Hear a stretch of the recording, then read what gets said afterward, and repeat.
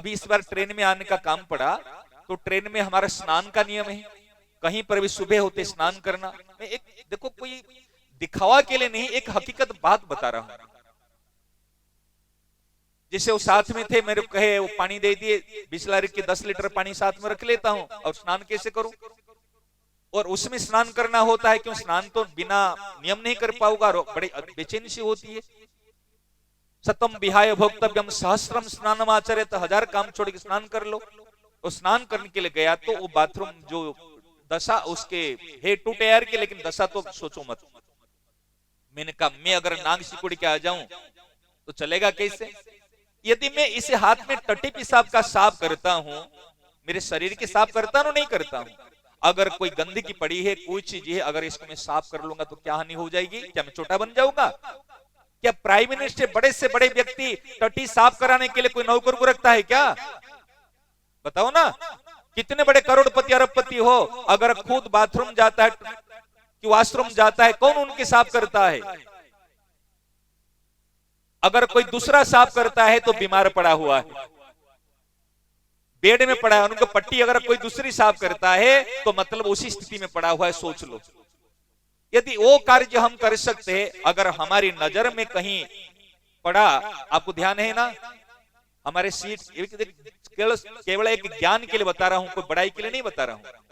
हमारे सामने में एक सज्जन बैठे थे, तो उन्होंने चाय पी, और चाय पी की थोड़ी सी चाय बची हुई है, उस कप को इसमें ऐसे फेंक दिया तो वो गिरा हो उसमें, चाय फैल गए उसमें, और कोई भी जाएगा तो फिसलेगा।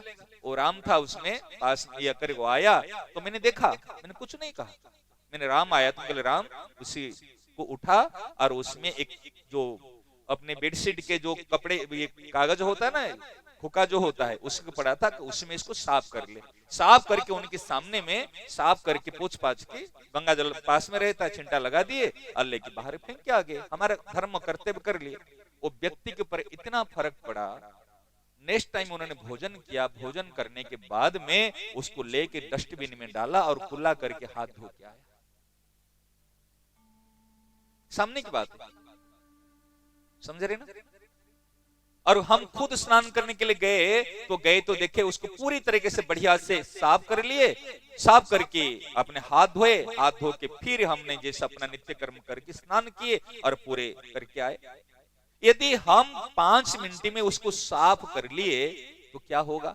अभी पूछो, हमारा नियम है, ये महाराज जी के द्वारा दिया गया शिक्षा हमारे पास में, ये लोगों को पूछो, कहीं पर भी जाते हैं, जैसे हमको सजा के रूम दिए हैं, आने से पहले 15 मिनट 20 मिनट का चाहे आधा घंटा का समय लगे, हमने सारी व्यवस्थित जिनको जैसी थी ऐसे को ऐसे झाड़ू दे के किचन के को रूम को साफ करेंगे। लोग कहते हम कर लेंगे, हम कर लेंगे। तुम क्यों, आप क्यों कर लेंगे?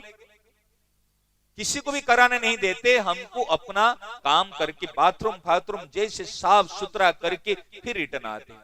कोई अगर बाथरूम साफ है, कोई अगर जाएगा तो उनके मन में प्रश्न, और अगर बाथरूम गंदा है, वॉशरूम गंदा है, कोई जाते हैं अगर देख लेगा तो ये हमारे अंदर में इसके प्रभाव पड़ेगा, हमारे अंदर को। ये मानवता, पहले मानव तो बनो।